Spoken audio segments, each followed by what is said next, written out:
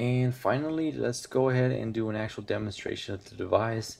So first I'm going to go ahead and reset the Arduino so that you can see the startup screen. So welcome to Speed Sensor version 1.1. Which sensor will you use?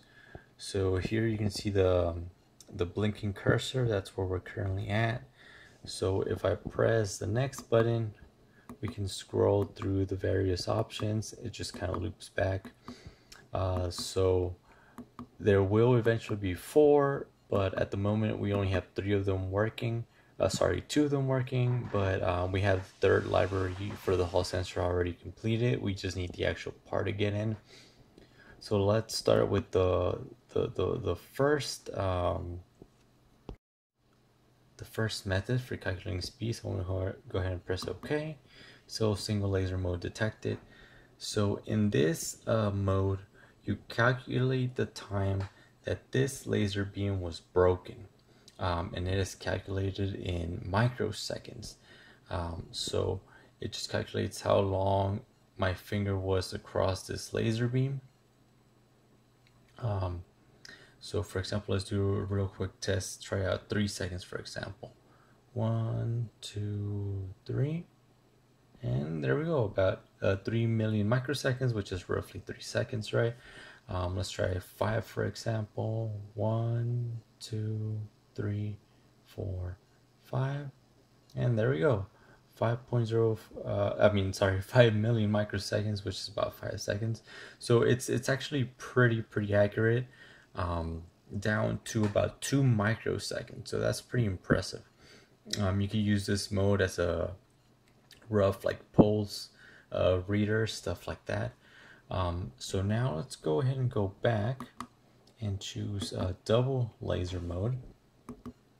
So double laser mode is selected.